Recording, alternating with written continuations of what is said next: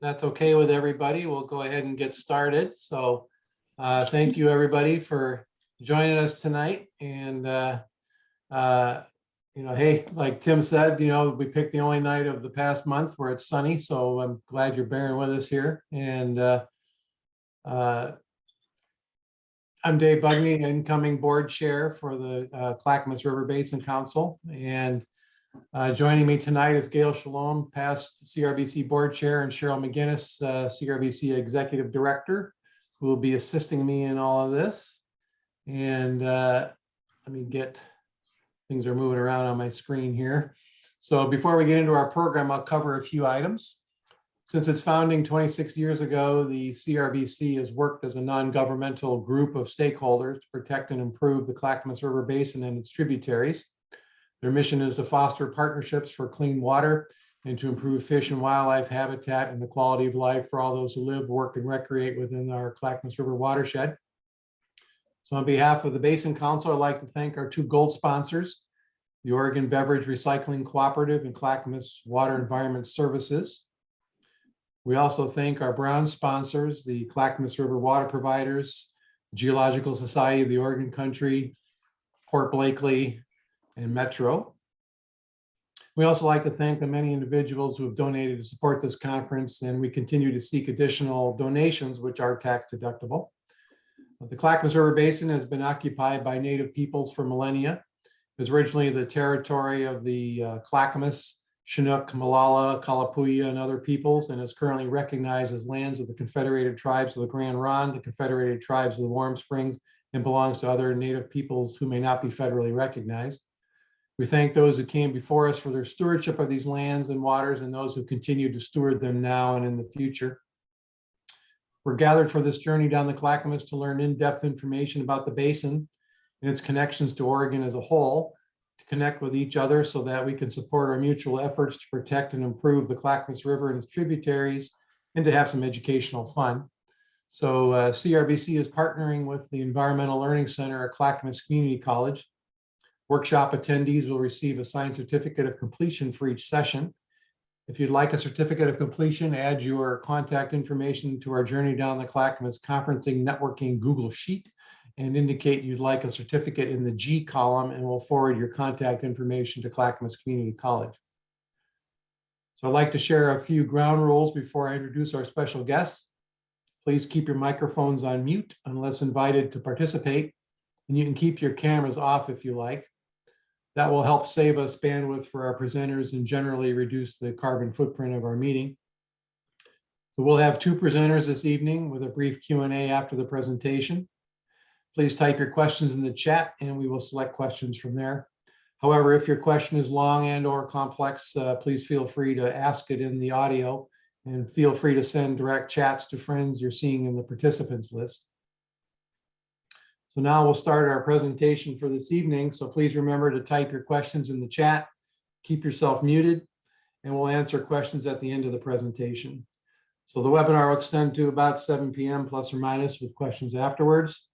And our presenters tonight are first are Geoff Hales. He's a licensed professional geologist specializing in fluvial geomorphology. His work emphasizes projects that focus on flow and sediment management needs to restore geomorphic processes in unregulated rivers. Geoff's been working in the Clackamas River Basin since 2000 as a consultant to PGE to develop and implement a wide range of geomorphic and habitat improvement programs and projects. Our second presenter tonight is Tim Shibahara. He's the environmental project manager for PGE's Clackamas and Willamette River hydro projects. He started as a fisheries biologist working on the Clackamas in 1994 with the Forest Service before joining PGE in 1999. When he started on the Clackamas, salmon and steelhead runs were at an all-time low, and Tim is very fortunate to be part of the team defining the problems and modifying conditions to recover the Clackamas stocks. So his experience broadly spans fish passage facilities, adult and juvenile fish passage evaluations, dam decommissioning, stream restoration, water quality, and FERC relicensing processes. Now let's welcome both Tim and Geoff as they present about the economic investments and biological response in the Clackamas River Basin. So take it away, Geoff and Tim, please.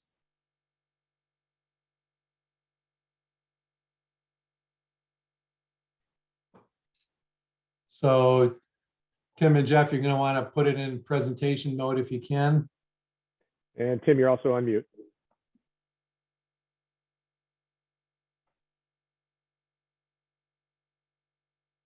Thank you. Can you hear me now? Hear you just fine. Still in presentation mode. I mean, in your desktop, if you can put it in presentation mode.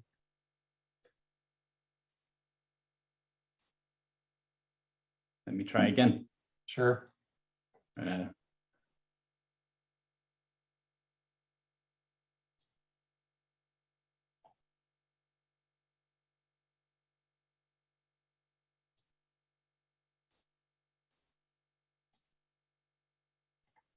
Go up to slideshow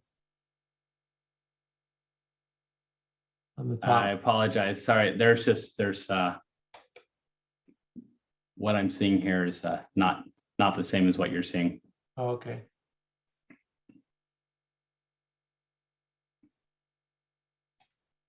In the meantime, I put some links in the chat. If you are interested in getting the certificate and if you're interested in donating to support the conference, take a look at those links. Okay, did I nail it? Looks perfect. Good job. Go All for it. right. Oh my gosh. Except I'm a couple of slides into this, aren't I, Geoff? There we go. All right. My apologies, everybody, but balancing this multiple screens is a little challenging. All right. I'm going to go ahead and get going. All right. Perfect. All right. Okay. Anyways, thank you very much. Appreciate you having Geoff and I here. We're going to partner up on this presentation today, talking about the economic investments and biological responses to the Clackamas River watershed. And it's been it's an honor to have Geoff here. We've been working on this project together for over 20 years, and so, as Dave mentioned, we were part of the team that was originally walking these rivers, kind of looking at some of these problems for the Clackamas River, and we've been seeing the modifications through, and now we're part of the team that's measuring the response. And so it's a real treat to be able to deliver the good news. And so I'm not quite sure what's after this, Geoff, but hopefully we can keep it going. But it's a fun story. Anyways, first of all, the thing that I'd like to point out about what we're going to be talking today, and with the biological response and with restoration, is that a big part of what we're talking about is about the hydro license for the Clackamas project. And so over the last 20 years, almost, I would argue probably 95% of the energy that's gone to the Clackamas watershed for restoration has been linked to the Clackamas license process.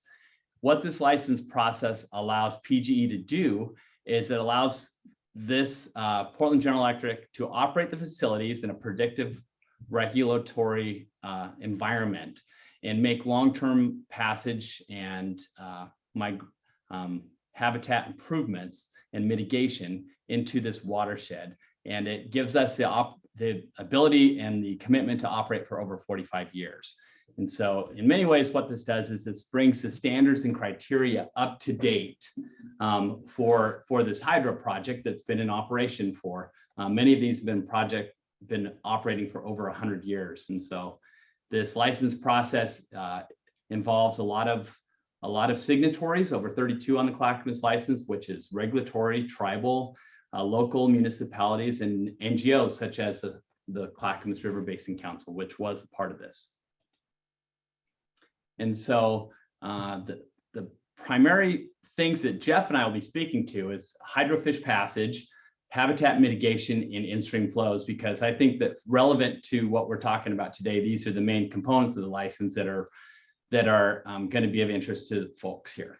Now, there's a lot of other components to the hydro licenses, that things like recreation plans, work plans, there's cultural and historical issues, there's terrestrial components. So there's a lot of different components to this, but for a hydroelectric facility and working in environments such as the Northwest with endangered species, these three items are the lion's share of what you are dealing with for a hydro license. quickly, just kind of give folks perspective on the Clackamas watershed. One thing that's really cool about this picture right here is that if you look at the headwaters are to the bottom right, and then the Cascades are right here along the right. But what you see here is that majority of this watershed is in the color brown, and what the key shows you is that this is the Mount Hood National Forest, or the Clackamas River Ranger District. And so that means that for the Clackamas River, almost 75% of the watershed is in a protected state. And so, in our world, that is about as good as it gets for watershed health to be up in the national forest. And I'm sure our counterparts in the Forest Service would say that there are challenges here and there. Comparatively speaking, this is a pretty good situation for us to be in. When we start going downstream and we get down to the lower third of this watershed, we start seeing these purple private forests. And so again, these are forests that are these are heavily used commercial foresting operations.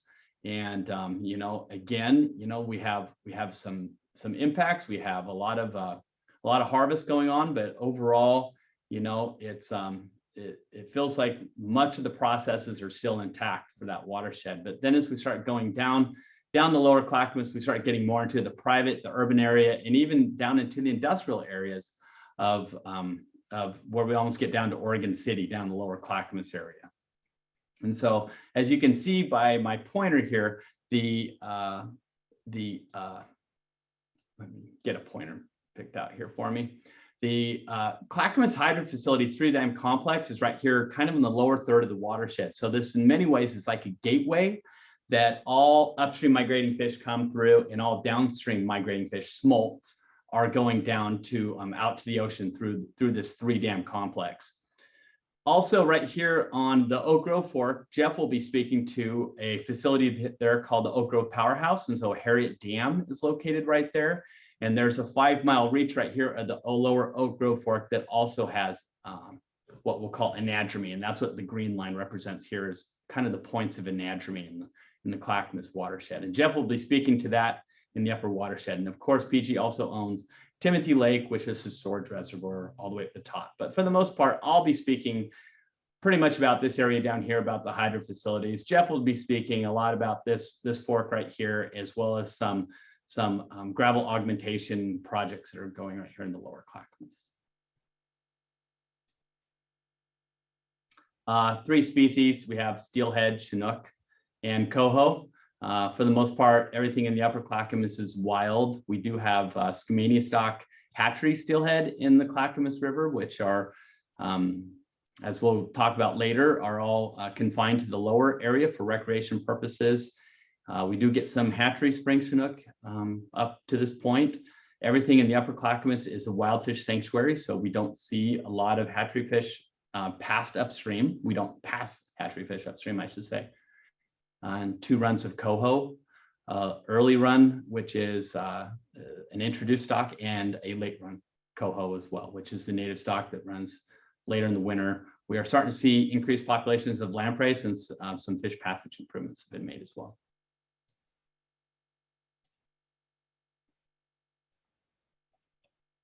All right, so first I'm going to start off with downstream fish passage.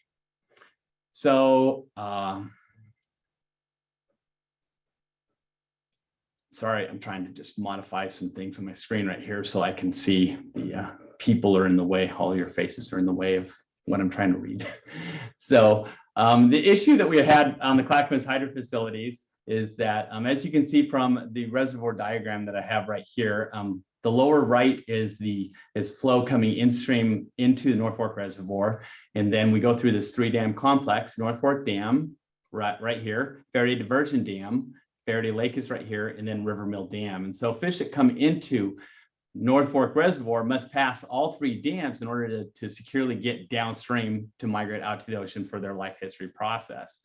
And what we saw when early on in this hydro facility is that we saw that we had about 85% success for steelhead and coho, and we had less than 50% passage rates for Chinook. And this is, in addition to this, these fish, when they migrated through this reach, it would take them up to 1 to 3 weeks to get through this complex. And so what they would do is they would come in here to North Fork Dam, go into a migrant channel, go down the North Fork ladder, go into a migrant tube from there to be diverted there, and go downstream where they're let out below Rivermill Dam. And so while this was not ideal to have these kind of rates, to be honest with you, in this day and age, there's not a lot of facilities that are even up to this kind of passage success that we were starting out with. Okay, and so I think that's one thing that to kind of remind people about is that we actually started with a fairly good baseline for downstream passage. So what we did in 2010 with the investments for fish passage is that we invested a considerable amount, $65 million total, which is, as you're going to see in the end, is going to be the majority of the investments that have been made into this watershed is for the facilities that I'm referencing here. The one on this picture is the North Fork Floating Surface Collector, and that was the majority of that expense. That was about 42 million of that dollars. And another facility was Rivermill Surface Collector. That's down below Rivermill Dam. The migrant pipeline that I was just referencing was extended all the way up to North Fork Dam. Timber Park Fish Handling Facility. I'll be talking a bit about fish handling facilities. One of the things that you should know about a lot of these dams is one of the responsibilities is to enumerate and count fish as they go through. And that helps resource managers track the populations and spillway exclusion nets. Here's a picture of the migrant pipeline. So it's a pretty amazing structure that goes about 8 miles around 3 dams. And so it's actually less than 8, about 7.1. And so it takes them all the way around all 3 dams. A lot of people are always kind of surprised by this because it seems, it seems unnatural, but in this day and age, that's actually a very ideal situation to get fish around in what we call a volitional manner. Here's just a diagram showing how this migrant pipeline was extended all the way up to North Fork, that it connects to that floating surface collector up there. And some of the things that we saw in results, this is Rivermill Surface Collector on the right here. And some of the things that we are now seeing after implementing these projects, and we wrapped up the last one in about 2015, is that we now have passage rates that are in the mid to high 90%. Our project goal is 97% survival for all Chinook, steelhead, and coho migrants that are going down through the lower Clackamas River. Migration time, instead of 1 to 3 weeks, we are now looking at several hours, and entry rate is less than 1%. And so that is a considerable change and improvement for fish passage. So what we're seeing in addition is that we are seeing about 4 times the amount of fish that we saw previously. So this graph shows since year 2000 that we saw an average of looks like about 90,000 smolts. And so that's combined steelhead, coho, and Chinook is what we saw before some of these passage improvements were made. And the box starting in about 2013 shows that since then, we're almost 4 times that at about 390,000 is the amount of migrants that we're seeing exiting the system. One of the big reasons for this is the increase in Chinook. This by far is the population that we've seen the most improvement in for fish passage, and that is because surface collectors are deeper in the column than our previous bypass systems. And so when they're deeper, the life history of this fish, when they migrate, they're out more in the open water. And so that's why it's effectively moving those smolts through there. And what this diagram shows is on an annual basis throughout the whole year when we see these fish. And so the gray line shows that historically, we used to in January and in the fall get about two blips of migrants going through here for Chinook. And what we see now post-project is where we see pretty much an increase in migrants throughout the year, with it peaking up in about October and November when we get those fall freshets. And I think that the most interesting part about this graph too is that we basically always have fish migrating through the facilities. And so they're always on site. So results for upstream fish passage. Some of the big problems that we were seeing at our facilities was just primarily delay. We would see a lot of fish holding below tail races at the entrances of fish ladders, as well as we also had facilities where we would sort hatchery fish that were not designed to sort the hatchery fish. And so, as I mentioned, the upper Clackamas watershed is a wild fish sanctuary. And so we would have to get in and actively net fish out of holding facilities. And so now what we do is we actually have hands-free sorting facilities that we can actually do that without handling the fish. And so these were the problems that we were addressing. And again, coming up, we had River Mill fish ladder right here, fish swim through Estacada Lake, migrate through the Faraday diversion reach, which is a reach where the majority of flow is bypassed out into Faraday Lake. Then they go up this 2-mile long North Fork fish ladder, which takes them over 2 dams and over a distance of 2 miles, and it's about 200 feet tall. This is one of our solutions. This is the North Fork Adult Sorting Facility. And so a total of $26 million was spent on these facilities. And this included the River Mill fish ladder, which was a fish ladder that was originally built into River Mill Dam in 1910. It operated for almost 100 years before we rebuilt it in 2006. The North Fork Adult Sorting Facility. We increased minimum flows in that Faraday reach that I referenced. And we also modified the North Fork ladder to plumb in colder water into this ladder that is pulls off the surface and fairly long. And so that's what we focused on for effectively moving fish through the facility. And so one of the responses, and this is the most significant one we've seen, and this is for Chinook. And while we've seen this for all 3 species, most significant change was for spring Chinook. What this graph shows right here is this is a cumulative run graph. And so the blue line represents timing of spring Chinook prior to project improvements. And so as you can see, we would see fish starting about right now. I actually saw our first spring Chinook in the Clackamas last Saturday. And so they start migrating through now. And by about mid-August, we typically get about half of the spring Chinook through the project. And then they all seem to finish up around middle to late October.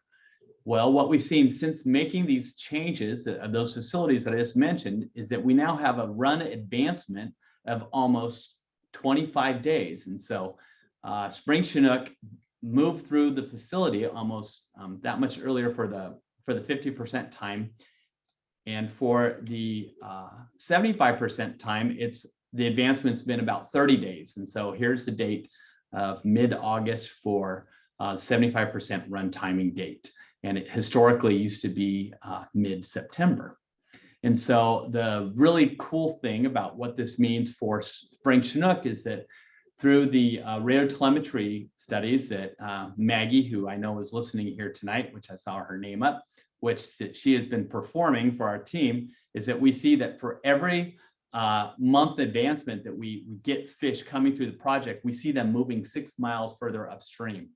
And so we have seen significant changes in the Clackamas watershed since these improvements, as we're seeing fish using different habitat. For these spring Chinook, one of the big areas that we've seen change is the Big Bottom area, which was historically a really neat, complex, braided old growth cedar kind of bog area that was just a beautiful, great habitat location, and it was underutilized prior to this, and now it's heavily utilized by spring Chinook. And so one of the things that I like to say in my mind is that by getting fish through these facilities earlier, we've actually made the watershed bigger. They're using more habitat. We're creating more habitat for fish right there because they're able to utilize it better.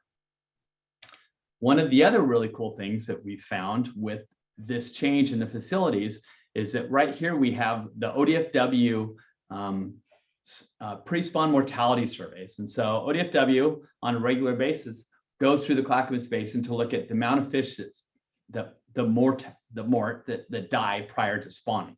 And so prior to this, we used to be about 12% pre-spawn mortality. This is a fairly common estimate that we see in the region for pre-spawn mortality. And as you can see, following the changes, we are now at about 2%.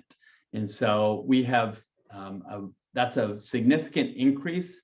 In my mind, that's a lot more spawners on the reds because they are getting through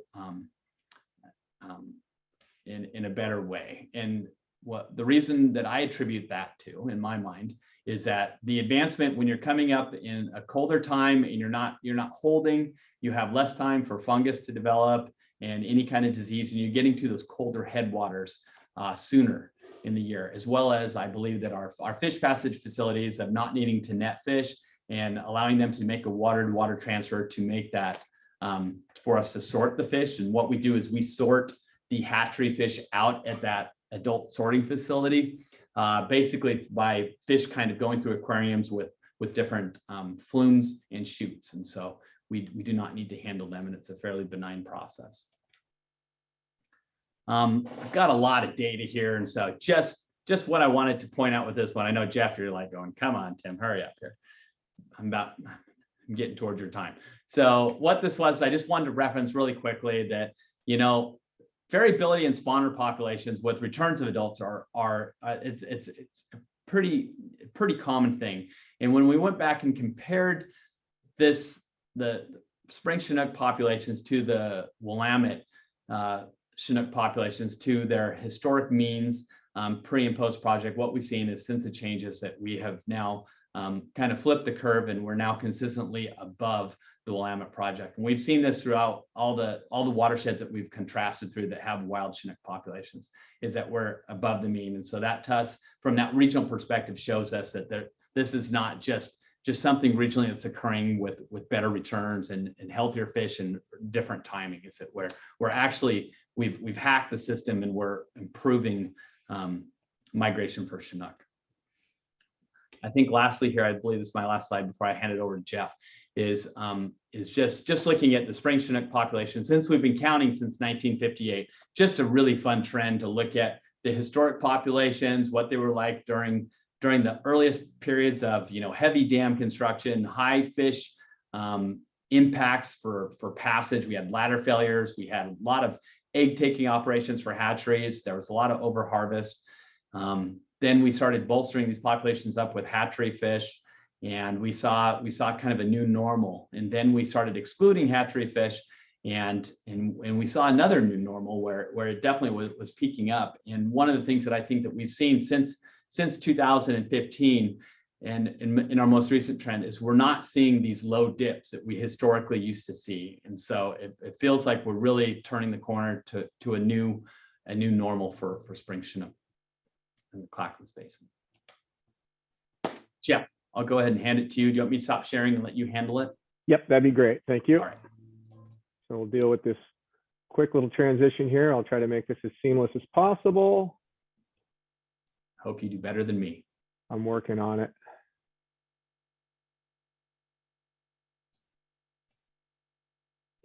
And share.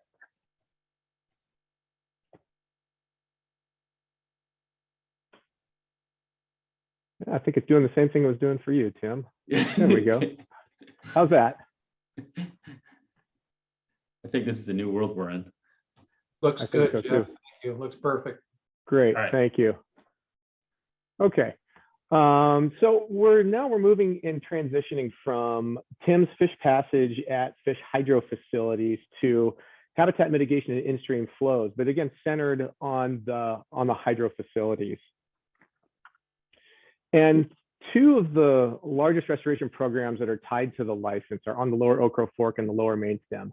Both of these programs are centered on changes to the river caused by project operations, which have caused disruptions in the natural stream flow and sediment supply. Really, we can say it's the disruption in the river's fluvial geomorphology. With the parallel efforts that were going on that Tim just spoke about to improve fish passage and populations, we need to also focus on where flow and habitat had been effective. If we're going to be, having a lot of efforts in getting fish upstream and downstream and improving their distribution through the basin, then these areas that we're going to that we know have been affected by operations, we need to take a look at those and see what those effects were and if we can make them improve. The geomorphic processes are often considered the physical foundation of biological systems. So changes in geomorphic processes often have biotic consequences. So based on this, our approach has been to focus on restoring physical processes for flow and sediment to achieve habitat improvements. So I'll start with the Okro Fork.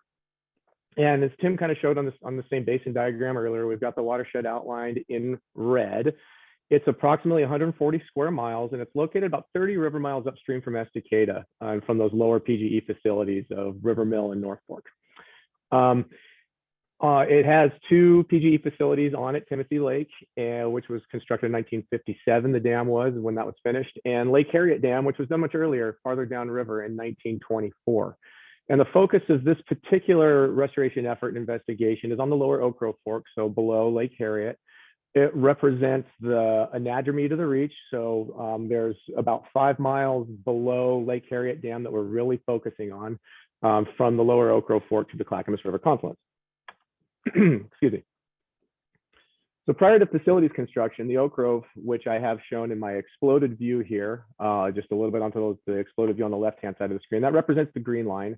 And it just flowed naturally down to the confluence with the Clackamas River and then continued on downstream.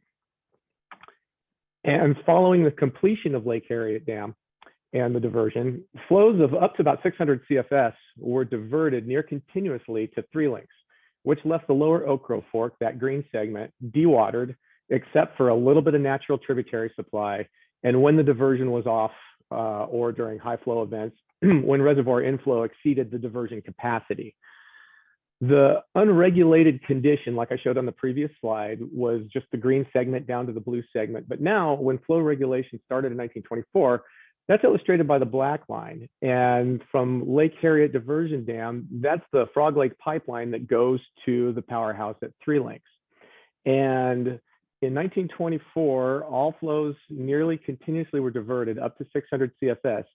Any extra was left over, got spilled over the top of Lake Harriet Dam downstream. So what that really means is that any flow up to 600 CFS just went straight down the pipeline and it left nothing down in the lower river. And so it resulted in a fairly substantial change to the lower Oak Grove Fork. Base flows were reduced to only approximately 20 CFS down at the confluence. And this was a nearly continuous low base flow that was only punctuated by spill events or big storm events. And so the hydrograph really changed its shape. It was a lot less water volume, and it had some very high flashy peak events that would come through. So there was a clear shift in the flow regime and system.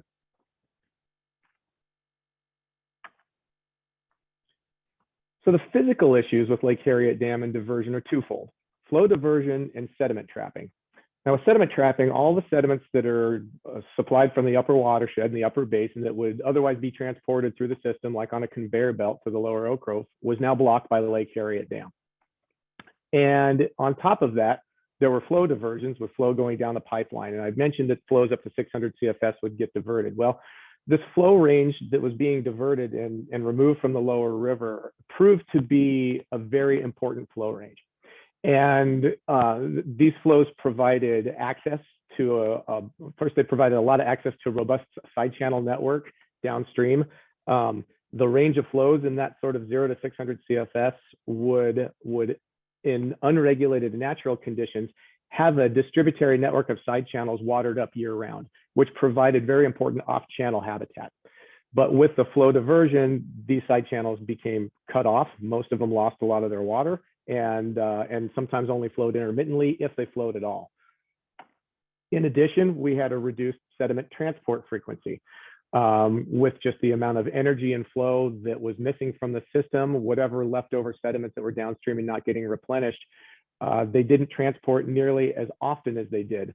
But over time, from 1924 up until when some changes were made, what little sediment that was remaining in the channel was getting evacuated out with no replenishment.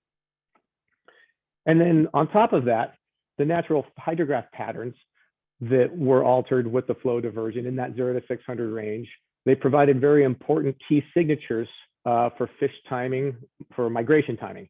There are temperature signatures at certain times of year when the snowmelt flood would come and happen, usually after the big winter floods, sometimes receding, sometime around February or March.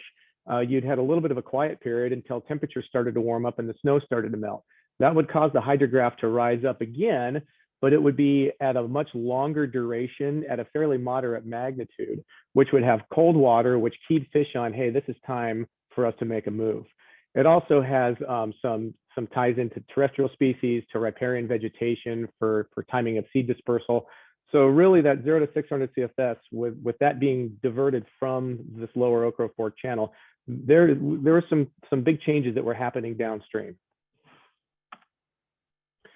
So we spent a lot of time studying stream flow, sediment, habitat dynamics to understand how these natural processes had been changed and what the effects of these changes were.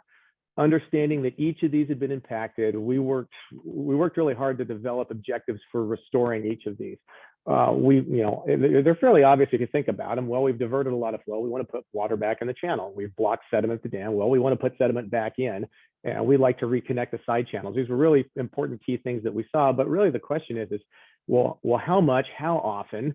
Is it even possible or feasible to do and tie it in with operations? This is the big challenge, was to identify a new flow range that could restore channel form and function, a range that would water up the side channels, mobilize and transport sediment when we wanted it to, maximize habitat availability, while still being able to meet operations needs. Can these two systems coexist with each other? How much can flows be increased downstream to improve lower Oak Grove River function while still meeting power generation goals? What's the sweet spot? And we spent many years studying this.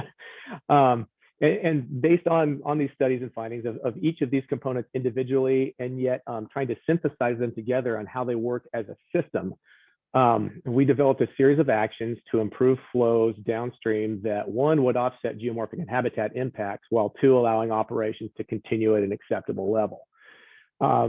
So programs that were born out of this. So there was just looking at this downstream section of the Oak Grove Fork, there were increased flows. So there was a concentrated effort to look at what would work operationally, what would work biologically, geomorphically, and came up with a new base flow release schedule based on water year classification. Each year, the National Weather Service issues a water year type forecast based on snow surveys and antecedent moisture and rainfall, and they make a prediction on what the water year is going to be. And a lot of the forecasts are regionally made, and there's a lot of point forecasts that are done, and some of these are done actually in the Clackamas Basin. So we're getting a forecast that's fairly accurate to our area, so we can hedge our bets that when they say it's going to be a normal year, okay, we're going to have a normal water year. Well, there's a corresponding volume of water, and there's a hydrograph that says the water is going to be released at this time, at this magnitude, and for this duration. Generally, it flows. The minimum flow releases from Lake Harriet Dam range from 80 to 100 CFS. Now remember, with the water being diverted down to the pipeline and nothing going over top of the dam at all, unless during a spill event, that was zero since 1924. So instantly now, 80 to 100 CFS are coming down this upper Oak Grove Fork, this upper section of the lower Oak Grove Fork. And that was a very major shift that allowed the side channels to be instantly watered up. There was, and for all of these side channels that we had identified, just rewatering them alone brought them back into function. Part of this, one of the things that became of this, and partly because of compliance, but also because now it's an important thing to be monitoring, as a new gauging station from the USGS at the Ripple Brook Campground. During all of the relicensing studies, there was one gauge on the Oak Grove Fork. There was two, one just below Timothy Lake Dam and one upstream of Lake Harriet Dam. And so all of the hydraulics and the geomorphic work and the biology work that we did it was some bit of complicated math to figure out what was going down the pipeline that we would have to subtract off the inflow to Lake Harriet. So now we have a gauging station downstream that transmits in real time, and it makes our job a heck of a lot easier.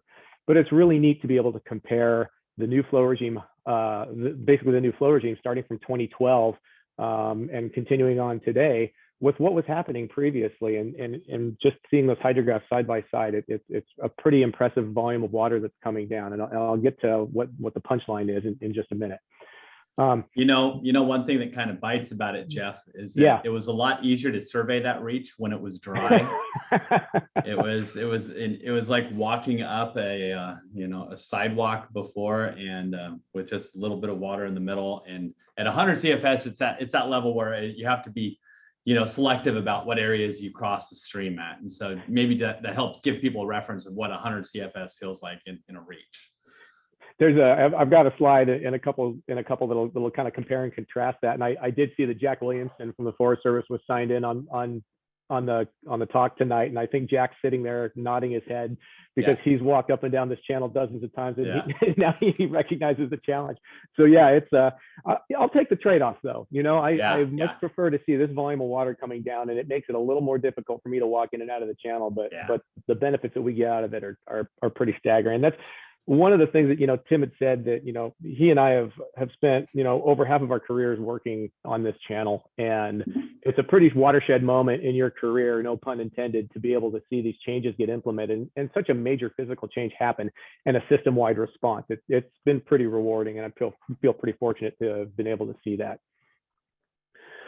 So moving down to the side channel plan, again, we mentioned that there was 27 side channels that we found in this lower 4 miles that were disconnected that we were able to bring back into function. And I think the take home here is that we were providing upwards of 40,000 square feet of rearing habitat. And it's kind of hard to put that into perspective in terms of, a spatial distance here or linear feet of channel, but it's a significant portion of the lower Oak Grove Fork now has functioning flowing side channels that are going year round, which again provides off-channel rearing habitat that previously just was not available to these fish. We had to do some entrance opening at some of the other ones. If anybody had listened, was part of the previous talk that I did a couple of months ago, I had touched on some of the side channel work that we had done. It took quite a while to determine the entrance hydraulics and to understand what the flow thresholds were.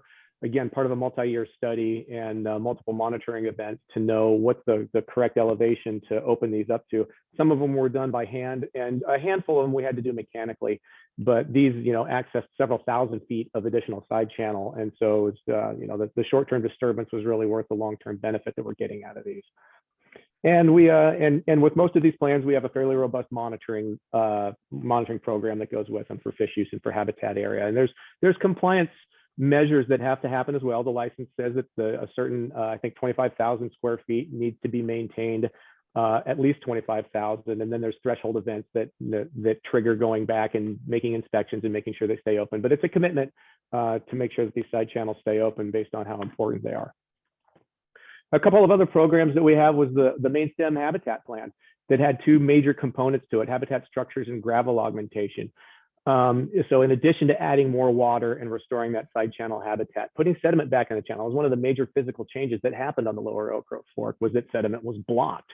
This was based on calculated historic sediment supply rates in balance with the new flow regime. So we're trucking sediment to the lower Oak Grove Fork, placing it at 2 locations where it's recruited by the river and transported downstream. We're starting to make up for this deficit that has been in place since 1924. And all these programs, they began within a short time of each other. So the biological monitoring, all of the physical monitoring that's happening to make sure that the water's doing what it's supposed to be doing, the sediment's doing what it's supposed to be doing. The biological monitoring started immediately. And with that, we had started to look at potential issues for steelhead red dewatering with flow fluctuations, spring out migrant sampling, and what wasn't originally envisioned but what became adopted in was spring Chinook use. And I didn't realize I had that as an animated slide. So there's some gravel being dumped in. But looking at some of the results, this gets back to one of the things that Tim was talking about. The photograph on the left shows, this is just kind of a 20 CFS base flow for the lower Oak Grove Fork. To the right shows what it looks like with 100 CFS added to it. The left-hand photograph shows a very coarse bed. There's a lot of remnant boulders left over because of much of the stored sediments had been transported away. So with gravel augmentation, we're adding material back to the river and this is a continuous process that's being done annually where we're resupplying this material through.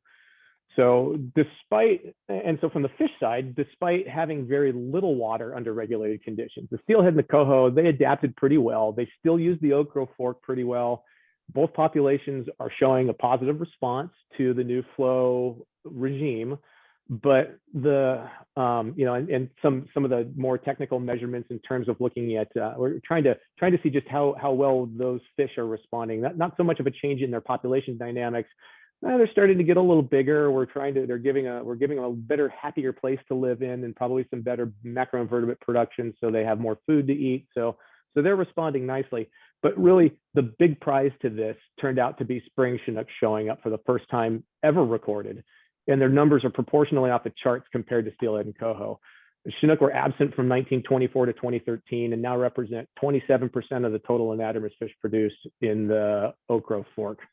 The chart in the upper right hand shows for Chinook reds starting in 2013. So in 2011 and 2012, when they're really functionally hadn't even turned on the tap yet, no Chinook. But in 2013, going to 14, 15, 16, 17, we're getting upwards of 70, 80 reds in the Okro Fork, and it's been absolutely pretty amazing to see that happen. Did you, Tim being the biologist, you've got the geomorphologist talking fish numbers here. So Tim, the floor is yours. I'll just add that at 2.3 fish per red, that's you're looking at a couple of hundred Chinook a year now using this reach, and the 27% estimate is basically that what the Okro Fork did is, in the matter of this short period of time, became the second highest use reach in the Clackamas River watershed for spring Chinook use. And so basically it's a zero to hero story. And here's the humbling part about this story, is that when Geoff and I were down there and we were working with all of the teams about what are the species that we were concerned about, nobody was really ever cued into this being a spring Chinook reach. It was just because of the underutilization of spring Chinook in the area. It wasn't expected that it would be that heavily used. And so it's a very exciting thing to see that the spring Chinook have really shown up. And if Tim and I were really smart, we would have overlaid his Chinook passage graph with this Okro Fork red graph, because I think they show similar trends. So again, this just kind of shows how these projects are tied to each other, and these are system-wide changes that are being made, but we're seeing them on lots of different levels. And here's just a couple of comparative slides of looking down. The top photo shows just one of the side channels that was opened up. This was something that was only accessed during high flows. It didn't provide year-round flow. And so following the new flow regime, as well as doing a little bit of entrance manipulations, the bottom photograph shows what it looks like now that it's been watered up. One of those just kind of warm, fuzzy photographs that makes you feel good. Okay, now I'm going to transition. We're gonna get in our helicopter and fly down to the lower main stem Clackamas River. So from the Oak Grove, we're moving about 30 miles downriver through the main stem hydro facilities, through North Fork, to Faraday, through River Mill, and down just below River Mill Dam. And River Mill Dam is the lowermost of the complex. It's roughly river mile 23. And the problem at this particular site is sediment trapping. There's no change in river flow in the flow regime here. The project facilities are operated as run of the river, so there's no diversion. What's flowing in is flowing out, but there's been a large disruption in sediment transport. The river was also a focus of intensive study during the relicensing. Several physical changes have been well documented and attributed to sediment supply cutoff, main stem channel incision, side channel disconnection, reduced sediment storage, increases in grain size, bed grain size, bedrock exposure, reduced bedload transport. You see these are fairly similar to the same suite of impacts that we also saw on the Oak Grove Fork, but we just don't have a water diversion issue here. So it kind of changes our strategy on how we want to attack the problem. what was I going to say? That the strategy is to restore the physical process on the lower river with a single action. Basically, we want to add sediment, and by resupplying it to the river below the dam, we want the river to do its own work naturally. We have the flow to do it. We have all of the natural hydrograph patterns of the winter floods and the spring snowmelt to recruit this material and move it downstream. That's when it would historically have happened anyway. So we're just trying to recharge a natural process. And our expected outcome is to just begin reversing all of those impacts that I showed on the previous slide simply by restoring a portion of the coarse sediment supply. It's a process-based restoration with a corresponding goal of biological response. This is an example photo showing a former gravel bar that's been stripped off of all of its sediment down to bedrock. With no upstream sediment source to replenish what's been evacuated, the river's just left in a confined bedrock channel. So the left half of the photograph shows it just shows a denuded bedrock surface. All sediments have been stripped away. And to the right, there's some gravels and cobbles that are left over, but they're too far off the channel. Flow energy isn't high enough to recruit them. So those are just the leftovers. And this is what the river looked like pre-project in the upper reaches close to River Mill Dam. Here's some more example photos showing increased grain size, reduced sediment storage, increased bedrock exposure. That would be the right-hand photograph for bedrock exposure, and channel incision. These were taken within the first 2 miles below River Mill Dam, kind of right in and along the shores of McIver Park. In the center of my left-hand photograph is a metal gravel template. And the size of that template is 1 foot by 1 foot, to give you an appreciation of how big some of the boulders are that are left over. So one of the goals is by sediment augmentation is to offset that. So we want to replenish, we want to deposit material on top of these surfaces where all of the former material has been winnowed away and start to make the sediment distribution finer. Our objective is to just, again, restore a portion of the historic supply to reverse these effects. So the program that we developed to do this was the Coarse Sediment Management Plan, and then an implementation plan. They're companion documents that really kind of go over the nuts and bolts of how much do we place, where do we place it, how are we going to place it, where do we get the material from, and how do we get it there, and how do we track it? So we had to answer all of these questions and come up with a reasonable and workable and viable program, find area, find a material source to make it work. The implementation plan then really kind of put the nuts and bolts to the concept of how we were going to do it. We had to deal with permitting the project. We had to come up with the details to mine the material and place the material and do our annual monitoring.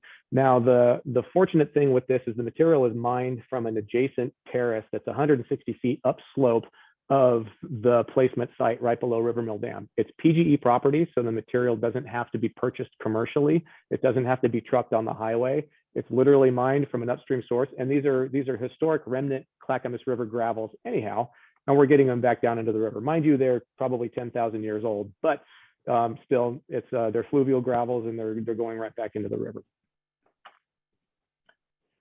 Just a general overview of the program itself, the material, 20,000 yards of material are placed in a pile, a high flow recruitment pile on the edge of the river. When the river gets high enough to access the pile, it starts to erode it, transport the material, and deposit it downstream. It's passive recruitment, but it mimics a natural process. And we have a whole suite of physical and biological monitoring activities that we do in order to track and assess how it's working and are we meeting what our objectives are. This is just an aerial photograph that shows the location of the placement site, which is highlighted in the red box. Just to the right of the red box is River Mill Dam, and flow is going from right to left. So this just gives an appreciation of where this material is. So this is at River Mile 23, and this is supposed to be the source of sediment to try to offset impacts for pretty much the lower river. The biggest impacts have been documented within the first 2 miles. That takes us down around the corner, just about to the upper McIver, or to the lower McIver boat ramp. But measurable changes have been documented all the way down to Eagle Creek. That's a total of 7 miles. And so that's a fair amount of distance that we're trying to cover and start to reverse change and start to see a biological response by adding gravel at this one particular location. This just touches on some of the monitoring that we're doing. Monitoring is conducted in the upper 10 kilometers of the project down to the Eagle Creek confluence. again, designed to detect changes both at the site scale and at the reach scale. Baseline monitoring, all of these tasks were monitored in 2012, prior to any gravel being added to the river as part of this program, to document what pre-project conditions look like. And monitoring then started to continue on an annual basis in 2017, immediately following the first edition, so we could track and see what the changes are. All downstream monitoring activities are being conducted using the same methods as the baseline monitoring. And since I did the baseline monitoring, I'm doing the augmentation monitoring. So you even have the same operator collecting the data. So there's very consistent data collection interpretation going on. And here's one air photo that just gives you a quick idea of lots of different symbols and their spatial location. This is the upper 3 miles of the river, but it just shows a host of different types of monitoring activities that we're doing into, side channel entrance monitoring, water temperature, macroinvertebrate sampling. So we have physical monitoring, we have biological monitoring, we've got water quality monitoring, all tied back to what we expect to see based on the sediment augmentation. There's things that I'm not showing on here either. There's certain alluvial feature mapping that's done continuously all the way down to Eagle Creek. And some of the biological mapping, the spawner surveys cover a fairly large area as well. But just to give an appreciation of how intensely this is being monitored and tracked. So what can we say after 5 years? We're learning a lot, but we still have a way to go.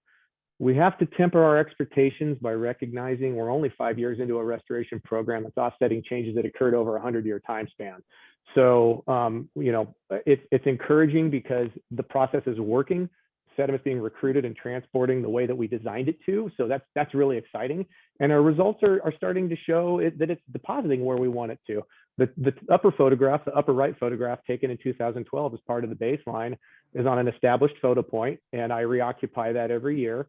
The bottom right photograph is in 2020, and it shows this area that was just nothing but bedrock in a deep pool that now has a great big gravel bar deposited on it. Now, granted, I'm only about 1,000 feet downstream of the augmentation pile, so we expect to see these largest changes. The most impressive changes are going to be closest to the source. But farther downstream, we have actually measured our gravel getting all the way down to Eagle Creek already. So we know that it's working and it's routing down there. So it's really encouraging. Definitively, can we say we're creating all sorts of change? Is the biological response that we're seeing due to our gravel augmentation? Some of it is, but we're just not there yet. I can't hang my hat on it to say that, everything, all these fish that we're seeing coming back and using this is because of the work that we're doing, but I feel comfortable that we're a contributing factor. And I think I'll just add too, Geoff, like what I guess maybe this point you're getting to, but we are seeing spawning usage, we are seeing changes in distribution.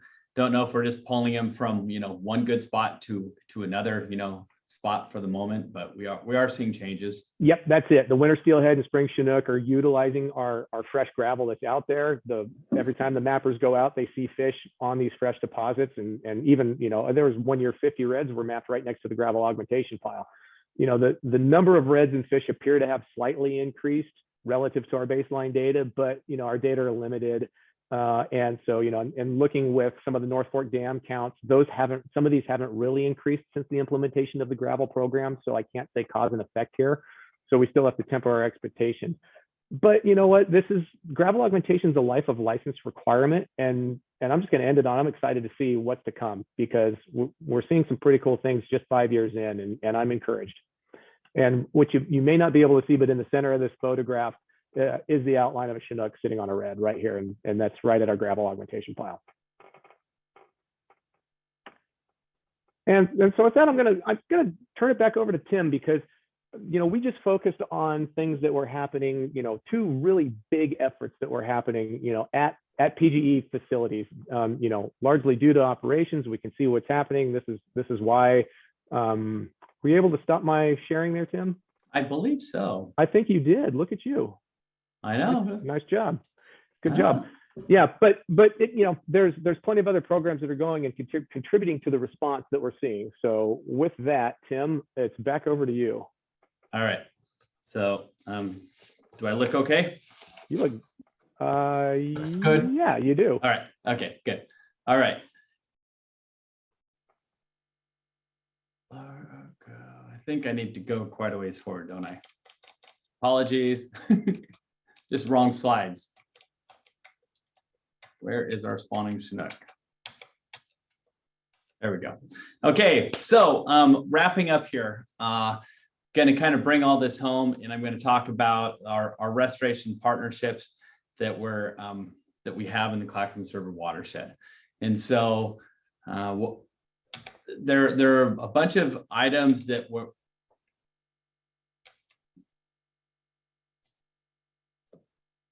Apologies, I can't seem to get it to advance. There we go. Can you still hear me, Geoff? Yeah, you're just fine. Okay, thank you. Looking good, Tim. Sorry, it was freezing on me there for a second. I was starting to panic. All right, you spoke too soon by saying you looks like you learned a new trick. Okay, so the last thing that Geoff and I just want to touch on really quickly with the Clackamas license and with all these components was the which is really the mitigation part of the license. And so this is addressing a lot of things that are part of the responsibilities of the license to improve habitat for a lot of things that we just can't seem to address, you know, in a straightforward way, such as, you know, like what we've been talking about with augmenting gravel, with fish passage, things like an inundation of reservoir. How do you compensate? How do you mitigate for that loss? And the thing that we came up with our team of licensing folks and, you know, the regulators partnerships was the Habitat Mitigation Fund. And so what this Habitat Mitigation Fund consists of is an $8 million fund that will support habitat restoration endeavors in the basin. Currently, we have gone through 3 funding cycles, and we have distributed $6 million, and that's an escalating value. So that's why it's actually going to be more than 8. I think it's going to actually be more like 10 by the time we're done. Well, with inflation recently, it probably might be 20 million by the time we get to 2030. But what it does is we go with a committee of folks, and the River Basin Council is on this committee, as well as our regulatory partners and a lot of our NGOs.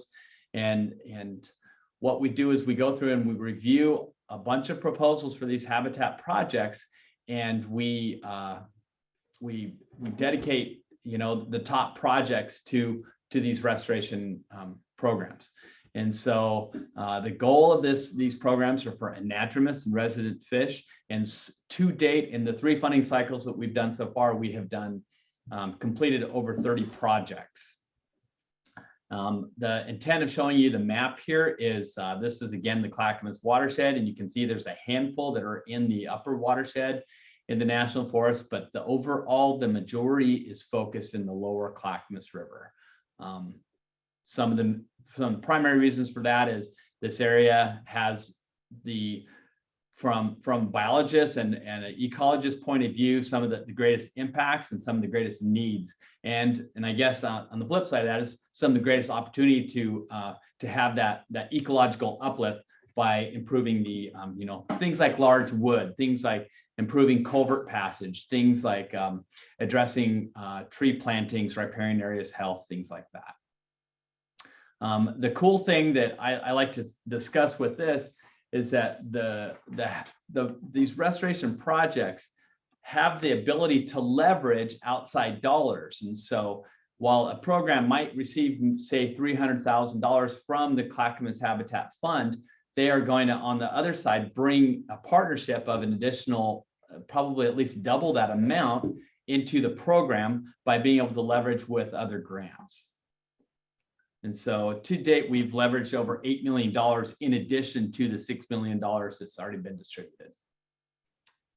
Just want to throw up a couple of examples of projects that we've done. And so here's one that the Clackamas River Basin Council performed just recently on Eagle Creek, which is, you know, primarily focused on anadromous juvenile habitat and riparian health. And it's basically, it was a pretty substantial program that brought a $343,000 match that focused on existing jams, reconnecting side channels, and restoring the vegetation processes that were in the area. Another example is the Clackamas Soil Water Conservation District brought a program and they were awarded $430,000 And with that, they brought a matching $1,100,000. And what this invasive species partnership focuses on is just the fight of or removal of invasive species. And so in our modern world, invasive species in the riparian areas are a big part of it. Maybe something that's obvious to many of you is something like the Himalayan blackberry or something like that. And you can imagine how that can, in many ways, dominate and overtake some of these riparian areas and temper the ability of these watersheds to restore.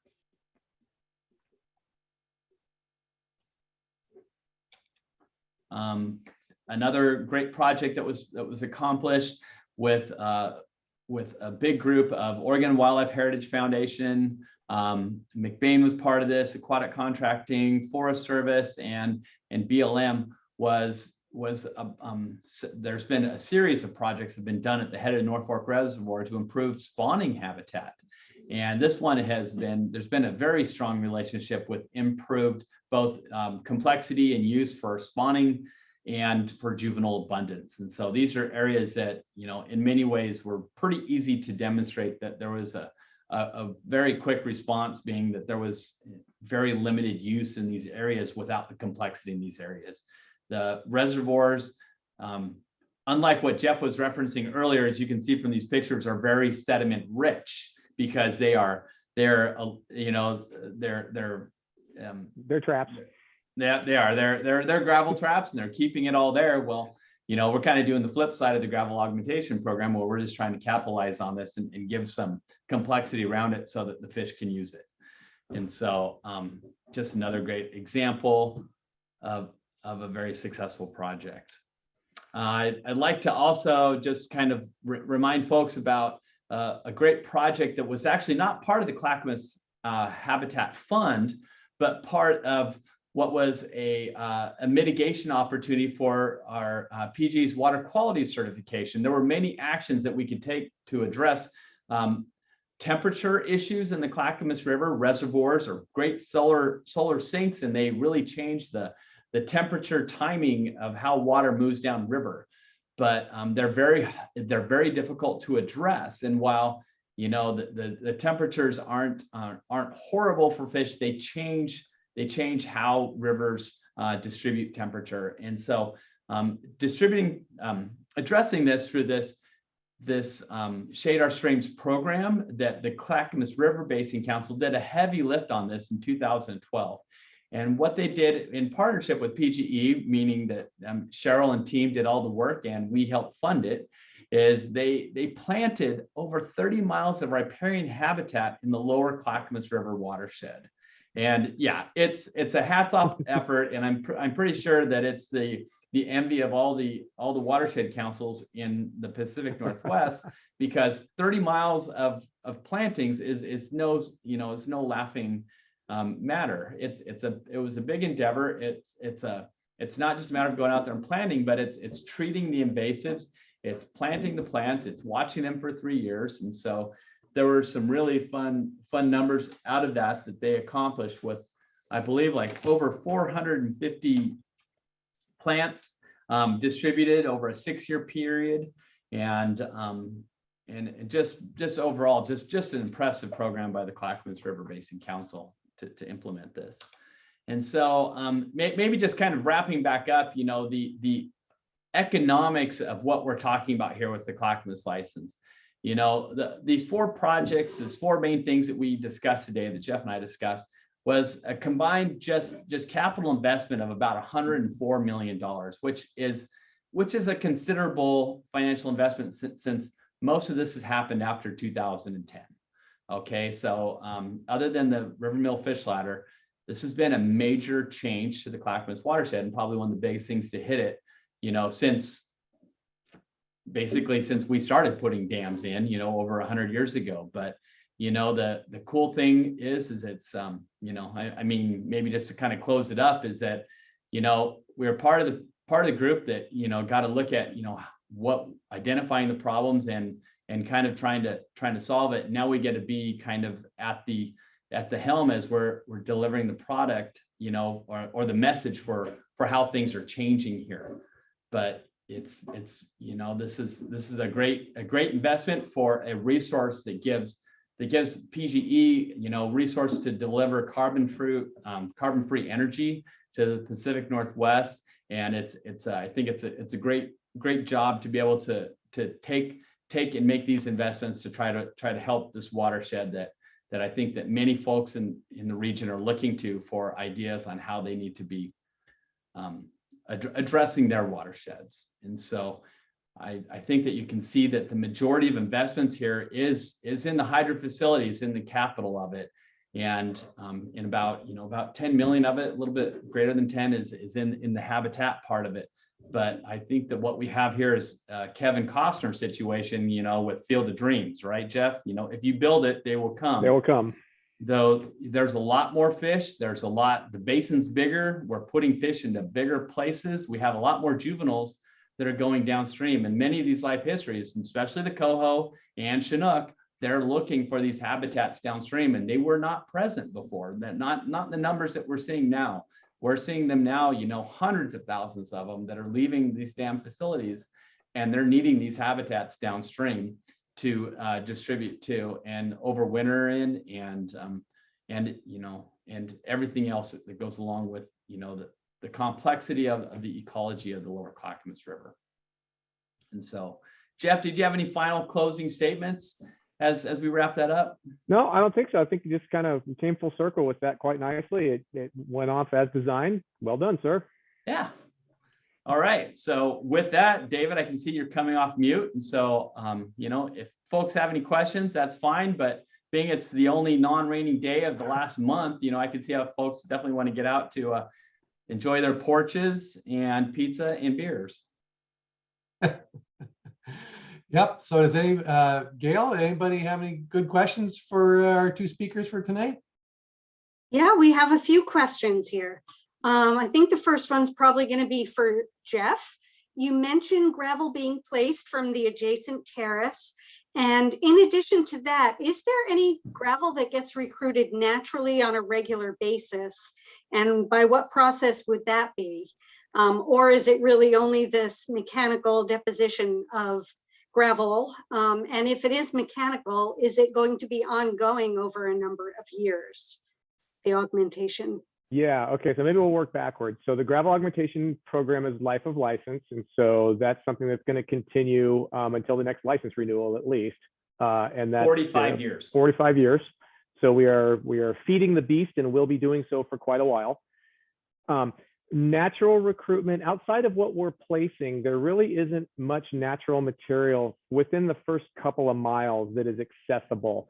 We're starting to move our material downstream, and then it parks itself, and then floods come, and then it'll remobilize again and continue to move and hopscotch downstream while we're backfilling with new stuff from up top. That's within the first 2 miles. But as we start to get downstream, we start to get some more natural watershed inputs, some more relic sources that are there. The way that material gets recruited is through lateral channel migration. So if a bar forms itself and the channel starts to erode on a bank, it's going to bring new material in and naturally recruit that. By the time we get down to Eagle Creek, that's about where the determination was. With you can't tell the difference of, you can't see any effects from River Mill Dam.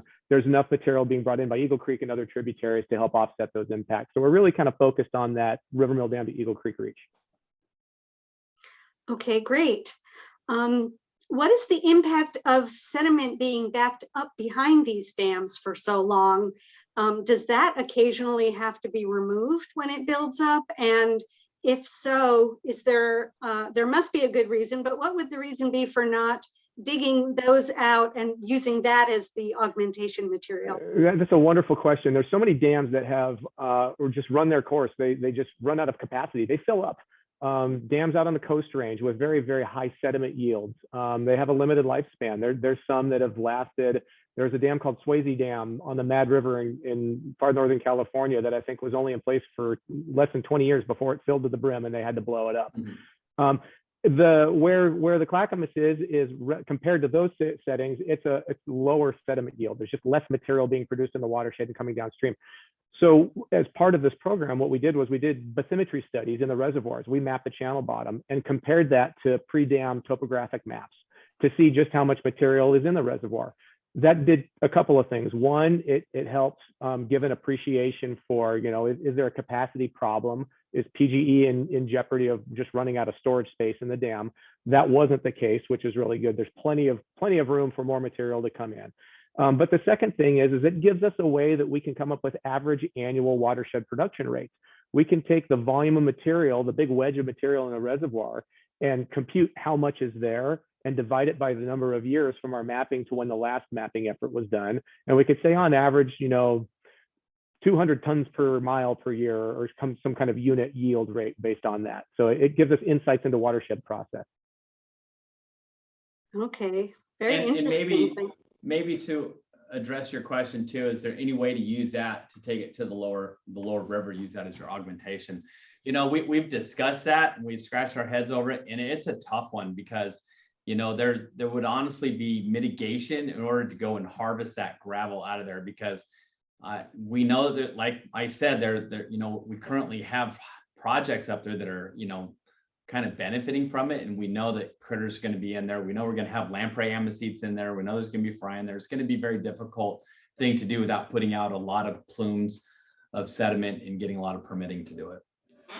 Of interesting note, up at Lake Harriet, what we're putting in compared to on a unit basis, we're putting in substantially less volume in the Oak Grove Fork than we are down on the lower river.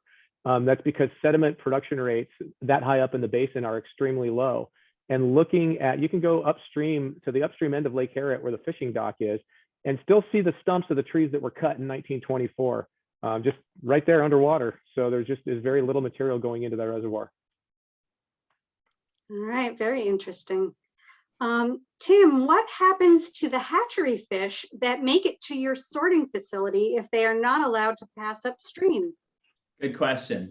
And so we sort out a lot of Chinook and summer steelhead, and even some winter steelhead hatchery fish out of the trap. And what we do is, one of our responsibilities within our license is that we actually haul those fish back down either to the hatchery, or we recycle them down to lower boat ramps, and they come through the gauntlet again, and hopefully they get caught by a fisherman. And so we call that recycling. And so PG does a lot of fish recycling, and some of these summer steelhead, we actually name them because they'll come through that facility so many times. We need more people out there catching those hatchery fish.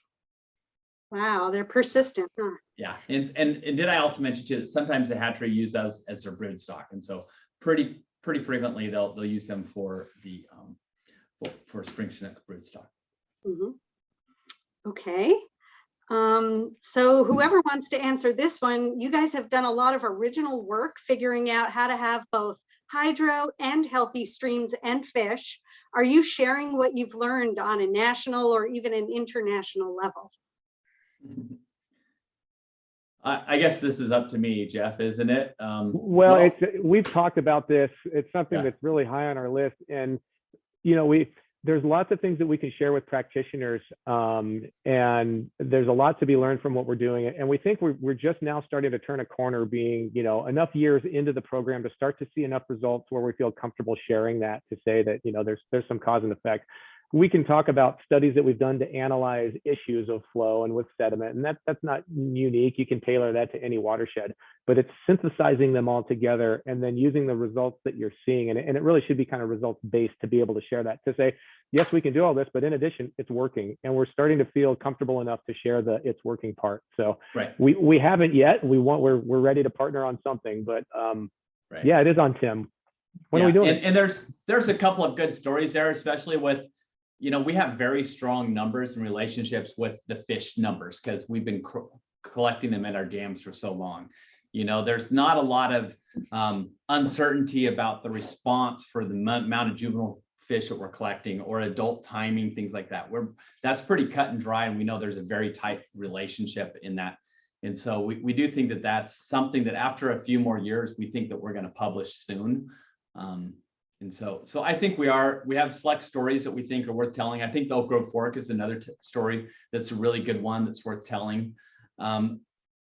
We do get a lot of practitioners come visiting from other watersheds and other hydro facilities on what we're doing. the thing that we commonly hear is that every basin has kind of a different story and different issues. Those different, even different management regimes, like the difference between we run everything, as Geoff mentioned, run of river. We run all our reservoirs full, and what comes in goes down. Well, as you know, a lot of reservoirs actually have a lot of fluctuation. They will, they'll lower their pools all summer long to hold that water to offset, to manage for floods or to offset, water flows in the lower rivers.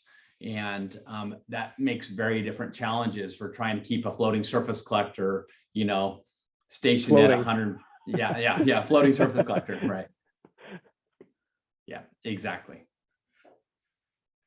All right, last question I have. We heard mention of lower fish mortality rates and increased migration numbers. We were wondering, Tim, if you can recap what those increasing numbers are showing over the last 10 years. If you can summarize that.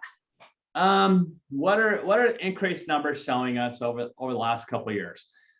Well, I think the one picture that I wanted to show was fish number 10,000 coho that we got this year, which is pretty amazing. If I had showed you guys the trend for our coho populations, we have just seen an incredible response where we've seen four of the biggest runs that we've ever seen on record on the Clackamas have occurred since we've made these changes in the facilities. So that's one response, is we've seen some of the biggest runs. One response that I would say is that we have not seen, while regionally they have seen some of the lowest record runs, like for steelhead in the last several years, regionally that they've seen, we did not see the lowest steelhead run that we've seen on record. We actually saw a steelhead run that was somewhat not terrible. Last year at 660 fish. It's not great. I wouldn't be bragging about it, but it was still, it wasn't as bad as everybody else's problems. And so I think that overall, other than what I showed you, it's just that, we know that more fish are surviving to the reds. We know that they're going up higher. We know that our watershed is bigger. They're using areas like the Oak Grove Fork and the Upper Clackamas Basin. And I think that's the big story there. And I think that even the bigger story is really what's going on with the juveniles, is that we have a complete transition in their life histories where we're seeing them going out at the time that they need to get out of the watershed, and they're going down and they're using other parts of the watershed to continue to mature and develop. And we're not, for Chinook, a lot of times, if they get trapped in a reservoir and they're not able to get out when they need to, we'll see these Chinook that are, they get 18 inches long or something like that. They over mature in the reservoir. And so we don't see that. We only see Chinook at 120 millimeters now. They get up to size and then they're going through the system. And so I think that we're just seeing that that overall the ease at which the fish are doing their thing, we're almost operating like we're not in the river anymore, which is a huge compliment for a hydro facility. That's wonderful. Does anybody else have a question that they'd like to unmute and ask? We've got some very complimentary comments here in the chat as well. Thank you for sharing. Compliments to others, including CRBC, for accomplishments in the Clackamas River watershed. PGE's contributions bring many benefits to the watershed, including removing invasives, restoring riparian areas for shade, natural recruitment for future wood, filtering toxins from runoff, and controlling erosion. And lots of thank yous. So I think that's it for questions. Thanks a lot. Okay, so excellent. Good job, you two. I appreciate taking the time to put an excellent program together. So before folks leave, I just want to remind everybody of our next session, which will be in 2 weeks on May 17th at 6 p.m. And this will be a very interesting one. So we'll have like this one, we will have a presentation about community-based science in our basin. So the contributions of amateur scientists to managing streams in the watershed, and how you can make a difference in helping everybody learn more. So especially if you have children that want to see some relevance of what it is they're learning in school, this is an excellent program to get involved in, as there's going to be a number of actual citizen science initiatives that have been put into place that are currently ongoing that people can become a part of. So I highly recommend attending this one if you can. You can use this same Zoom meeting link, and you're already registered for the event, and we'll send a reminder out about a day before. And we'll send a thank you email with these links, as I mentioned, and we'll also link the recording as well of this presentation if you'd like to see it again. And our thanks to Geoff and Tim tonight for a marvelous presentation. And we also like to thank our gold sponsors, the Oregon Beverage Recycling Cooperative and Clackamas Water Environment Services, and our bronze sponsors, the Clackamas River Water Providers, Metro Port Blakely, and the Geological Society of the Oregon Country, who are helping us keep this conference free for all participants with their support. So every little bit helps. So please consider donating if you can. So again, thanks for taking the time away from a sunny evening to join us tonight. And please let us know what you thought of the program, and we'll see you in 2 Tuesdays. So hasta la vista. Thank you, everyone. Hi, Jack. Thanks. Thanks for the Hi, Jack. opportunity. Hi, Isaac. Thank you both. Thank It you, was Cheryl. wonderful. Thank Thanks, you. Cheryl. Appreciate it. Go enjoy that sunshine. Yeah.